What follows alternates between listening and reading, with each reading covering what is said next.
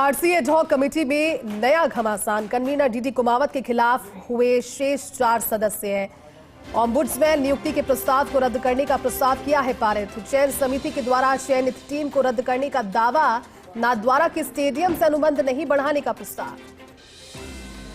तो RCA ad hoc committee में एक बार फिर से घमासान की गूंज सुनाई दे रही है। कन्वीनर के फैसलों के खिलाफ 4 सदस्यों ने प्रस्ताव पारित किया है, तो वहीं कन्वीनर डीडी कुमावत ने किया है इसे खारिज। उन्होंने कहा कि आरसीए के सभी फैसलों पर एजीएम की मुहर है। कमेटी के सदस्यों के सभी प्रस्ताव पर हस्ताक्षर है। सदस्यों के बीच कामकाज का बंटवारा सभी की सहमति से, और ऐसे में आरसीए में सभी फैसले निष्पक्ष क्रिकेट संचालन के लिए हुए हैं। लेकिन फिलहाल जो मतभेद है, जो घमासान है, वो बढ़ा हुआ नजर आ रहा है।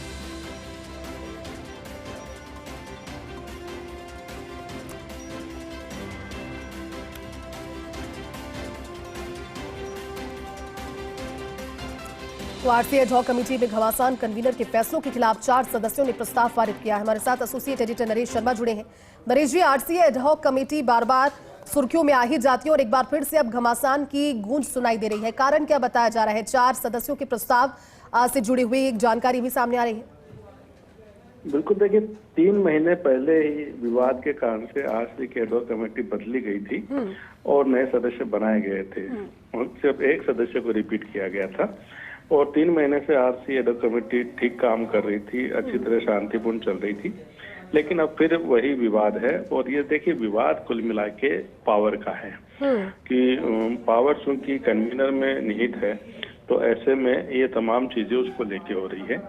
बाकी जो 4 सदस्य हैं उन्होंने एक प्रस्ताव पे साइन किए हैं और जिसमें जो कन्वीनर है डीडी कुमावत, उनके द्वारा लिए गए कुछ फैसलों पर सवाल खड़े किए हैं और उनको निरस्त करने का दावा भी किया है। अब चूंकि कमेटी के जो सदस्य हैं उनका जो प्रस्ताव है वो संवैधानिक तौर पे कितना सही आगे रहता है, ये तो रजिस्ट्रार है या आरसीए के जो संविधान है उसके अनुसार ही तय हो पाएगा। लेकिन बड़ी बात यह है कि जो विवाद है वो कुल मिला के जो यहाँ पे चाहे चयन समिति को लेके हो या फिर स्टेडियम को लेके हो या अन्य फैसले को लेके हो, इसमें 2 चीजें कॉमन है। आज जो प्रस्ताव जो आया है उसमें भी जो सबसे पहले जो गजेंद्र सिंह खींवसर के बेटे हैं धनंजय सिंह खींवसर, उनकी तरफ से प्रस्ताव आगे बढ़ाया गया था जिसपे बाकी 3 सदस्यों ने साइन किए।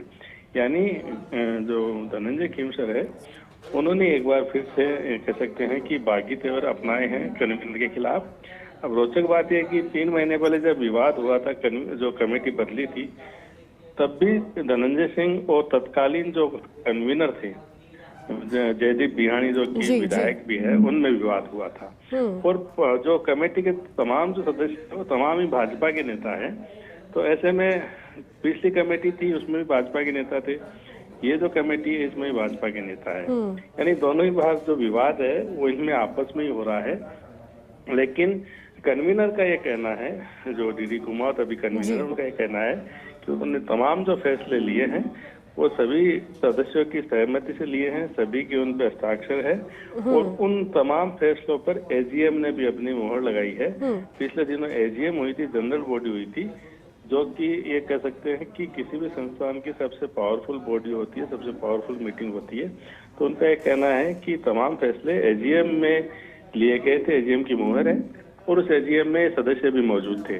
तो ऐसे में अब देखना होगा कि जो 4 सदस्यों ने, जिनमें धनंजय सिंह है, पिंकेश पोरवाल जो गोई भाजपा के लीडर है, मोहित यादव जो विधायक है, इसके अलावा आशीष तिवारी, जाम तिवारी के बेटे हैं। बिल्कुल, तो इन्होंने जो बहुत शुक्रिया इस पूरी बातचीत के लिए।